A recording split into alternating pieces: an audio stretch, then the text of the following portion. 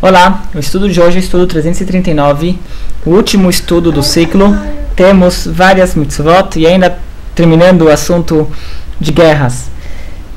Primeira mitzvah, mandamento 191, é a mitzvah que devemos apontar um kohen, a sociedade deve apontar um kohen, especificamente um kohen, que ele tinha que discursar na saída para uma guerra. Quando ele saiu para uma guerra, o kohen se levantava e discursava perante o exército, perante os soldados, cabos, sargentos, todos ele discursava perante eles, e o discurso dele já está escrito pelo menos o rascunho do discurso já está escrito na Torá, o que ele deve falar e qual é o conteúdo do discurso. O discurso era basicamente, ele falava palavras assim, incentivando o povo para não temerem e para serem fortes na guerra. E também eles davam uns anúncios importantes, que tinham alguns soldados que, mesmo se eles tivessem toda a vontade para lutar, eles não poderiam participar da guerra. Então ele dava os anúncios para que esses soldados retornassem. Quem eram esses soldados? Ele falava, são soldados que os 3 soldados eram um que noivou, ele se comprometeu com uma mulher para casar com ela e ainda não casou. Um soldado que ele construiu uma casa, mas a casa ficou pronta e ainda não teve a oportunidade de inaugurar a casa, ou alguém que plantou um vinhedo e ainda não teve a oportunidade de colher os frutos desse vinhedo. Esses 3 tinham que voltar para casa, eles não podiam ir para a guerra.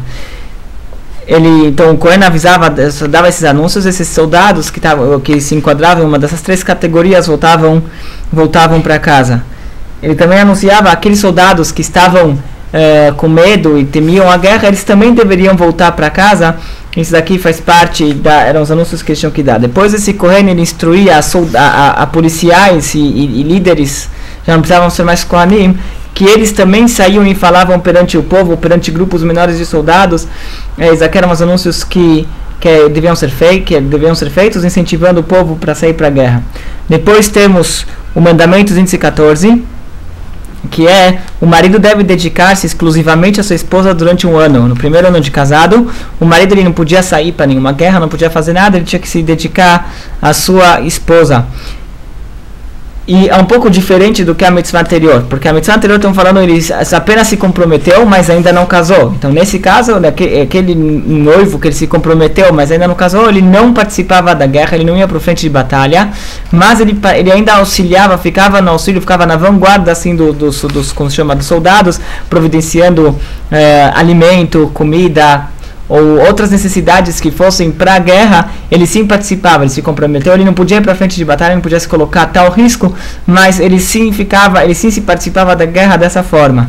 Agora, tinham uns noivos que nem disso eles participavam, que eram os recém-casados, aqueles que casaram, então no primeiro ano de casado, então eles nem para isso participavam, eles nem saíam de casa. A diferença de um para o outro é que aquele que se comprometeu e não casou, ele se juntava com os soldados, ele ia quando chamavam os soldados para batalha, ele sim aparecia lá, ele sim vinha, e daí quando o Cohen fazia o anúncio, ele voltava para casa. Esse que casou e está no primeiro ano de casado, ele nem para batalha, no alistamento ele dava as caras, ele ficava em casa desde o princípio, porque ele não podia participar, ele não podia deixar a sua esposa. Ele também não pode sair para outros tipos de negócios sem a permissão sem a autorização da esposa. Ele não deve deixar a esposa no primeiro ano. Então essa é a mitzvah 214 e a proibição 311. A mesma, não levar um recém-casado para longe de sua casa. Um recém-casado ele deve dedicar, ou pelo menos voltar uma boa parte da sua dedicação à sua esposa recém-adquirida. Agora, interessante que todas essas mitzvot só é quando é uma guerra daquelas que a gente mencionou ontem, opcional, não uma guerra obrigatória, uma guerra de mitzvah. Quando a guerra é de mitzvah, a gente fala até um noivo, ele sai da rupá, ele sai do casamento, ele deve ir para a guerra e lutar pelos seus irmãos. Inclusive, alguns anos atrás, em Israel teve um problema com nossos vizinhos lá em Gaza, que eles estavam atirando raquetas, eles estavam atirando foguetes e eram perigosos, tinha perigo de vida para os cidadãos de Israel, e muitos rabinos interpretaram essa situação como uma guerra de mitzvah, era uma ofensiva de mitzvah, defender a própria vida não é mais uma guerra assim opcional, se quiser a gente luta, senão é uma guerra de mitzvah, a defesa do nosso povo.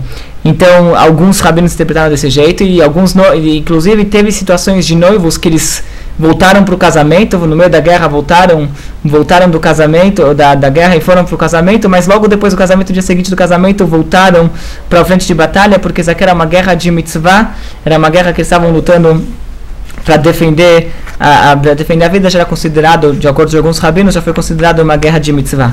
Depois temos a proibição 58, não temer os hereges em tempos de guerra. Isso aqui é uma proibição que a gente não pode, os hereges aqui se tratando dos nossos inimigos, uma vez que o soldado ele se colocou na guerra, ele tem que então se dedicar totalmente e focar na guerra, e não ficar pensando em outras coisas, e que isso aqui pode talvez levar ao medo, ele tem que se dedicar para a guerra e se preocupar com isso, e colocar sua confiança em Deus.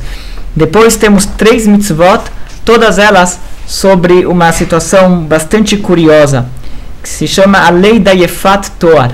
O que é Yefat Toar, traduzindo em português, é a mulher bela, uma mulher bonita.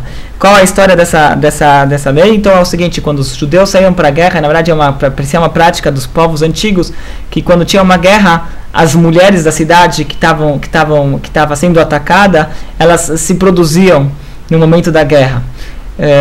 O motivo que elas faziam isso aqui era para distrair os soldados que estavam atacando, de uma forma para colocar na cabeça deles e desviar eles do, como se chama, desviar a atenção deles da guerra.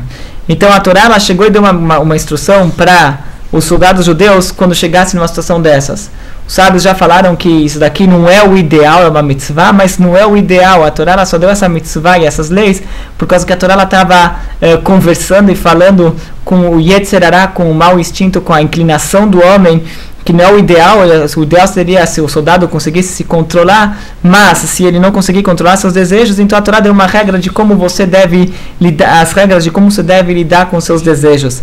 Então é o seguinte, se chega um soldado judeu que ele está em guerra, e ele deve estar longe de casa, ele deve estar naquela situação de estresse, e ele chega em uma cidade, ataca uma cidade, lá tá todas as beldades, todas produzidas, então o que ele às vezes pode ser que por mais santo que o homem seja, talvez não necessariamente ele vai conseguir se controlar. Então a Torá ela falou o seguinte: se você não consegue se controlar, então tudo bem. A Torá autorizou uma primeira relação assim, tipo, que não é que é algo que era inevitável. A Torá não proibiu. Ele foi lá, teve essa primeira relação, mas depois que tem essa primeira relação, ele já tem que saber quais são as consequências agora, como que ele vai ter que lidar com essa situação. Então é o seguinte, ele depois tinha que, ele não podia largar essa menina lá, ele tinha que pegar essa moça, trazer ela para casa dele, e não é deixar numa propriedade dele na qual ele não frequenta, trazia para casa e deixava ela na sua casa por um mês, e na casa que ele morava, e daí assim, toda vez que ele entrasse em casa e saísse de casa, ele ia ver essa moça da qual ele pegou da guerra, e na casa dele ela não ia estar produzida, ele ia deixar ela se produzir, ela tinha que se vestir em forma de luto e chorar pela morte da família, ou pela invasão, que ela perdeu a família dela, tanto faz, ela tinha que lamentar isso, daqui ela estava numa situação de luto, e esse soldado, que agora já estava em casa, tinha que encontrar essa moça nessa situação por um mês. Se mesmo depois de um mês ela aceitasse se converter, e ele de fato desejasse ela, então ele podia casar com ela, fazer um casamento, e daí ela passava a ser sua esposa. Agora, no caso que ele perdeu o interesse nela, depois de ver ela naquela situação por um mês, ele perdeu o interesse nela, ou mesmo no caso se ela não aceitasse se converter, ele não podia mais manter ela na sua casa nem como escrava, não poderia vender ela para o seu vizinho como escrava, acabou de ter que dispensar essa mulher e deixar ela livre, por causa que uma vez que ele já fez ela sofrer, então agora acabou, ele não pode mais se aproveitar dela, não pode mais pegar ela nem como uma escrava. A única forma que ele tem para manter essa mulher é ela sendo sua esposa. Então essas são as mitzvot e proibições que estão nessa mitzvah. A mitzvah 221 é a lei de como que ele deve lidar com ela. A proibição 263 é que ele não pode vender ela como escrava, e a proibição 264 é que ele não pode escravizar ela, não pode manter na sua casa como uma escrava. E assim a gente terminou todas as mitzvot do livro das mitzvot.